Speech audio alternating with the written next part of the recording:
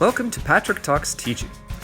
In the first two videos, we discussed the various types of programming that diverse students require and how to take curricular outcomes and generate a small number of big ideas.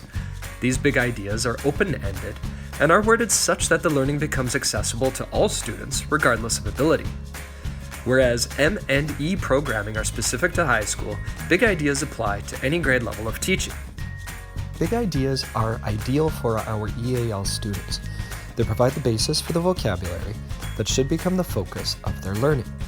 Keep in mind that students with an E designation in high school are not required to demonstrate an understanding of all outcomes.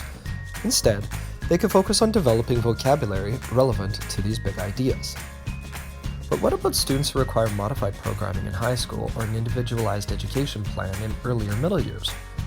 For teacher clarity and for the purpose of individual plans, we need to formalize the precise outcomes that these students explore, and it must be done at the start of the course. Remember those big ideas we created? Well, if we have a few essential outcomes, also known as big ideas, from every grade level curriculum in one subject area, then we have everything we need. How are we going to do this? Most curricula are cyclical in nature. That is to say that similar units or topics get repeated year after year or every couple of years. Here's a cool document that educators can generate as a cross-curricular team that can help to identify the big ideas in every grade level. As I've taught grades 5 to 12, I'm comfortable enough to identify the 2 or 3 essential outcomes in every unit in these grade levels. I can make an educated guess for less familiar grade levels, but collaborating with a school or divisional team will provide more insight. Once we identify the essential outcomes or big ideas in a subject area from kindergarten to grade 12, we can then categorize every unit into columns and record the big ideas for each unit in the appropriate place on this document. The cyclical nature of the curriculum becomes apparent very quickly. In science, for example, I noticed 8 recurring topics: space, ecosystems, particles and states of matter, sound, light and optics, electricity and magnetism, motion and forces, geology and weather, and cells and body systems. So what happens now? Well, if I teach a science unit to a student who requires modified programming, I have 2 choices.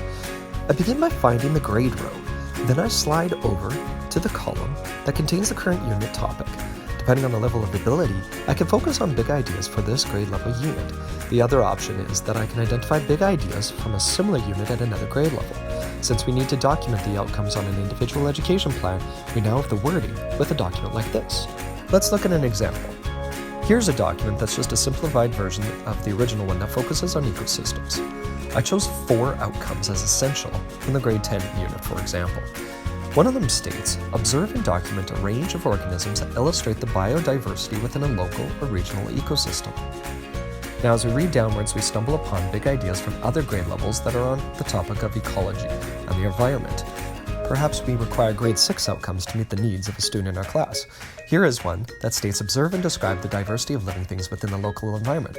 This is not much different from the grade 10 outcome. Perhaps further tweaking is still required.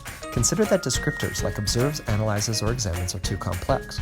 Well, then why not refer to the descriptors associated with various levels of Bloom's taxonomy and adjust the outcome slightly to say words like lists, compares. Keeping all of these different grade level outcomes in mind, we can now tweak our big idea to meet the needs of all students in the classroom. This is one more step towards inclusive education and a UDL environment where we proactively consider the needs of all children rather than having to scramble and create different unit plans. A document like this can be created for all subject areas. Once you have identified a few big ideas for every grade level, it becomes a straightforward task to identify specific outcomes for students who require different outcomes to work towards. This process is quick and easy. Should we require more challenging or less challenging outcomes, all we have to do is move up or down a column and find the appropriate learning goal. In an inclusive classroom, all students have access to the learning. Once you have selected outcomes for your students, create unit goals that are broad enough so that every child can be included in the learning. Now for our next steps, how to structure the classroom learning activities so that all students are engaged in the learning experience. But that's for another video. Until next time.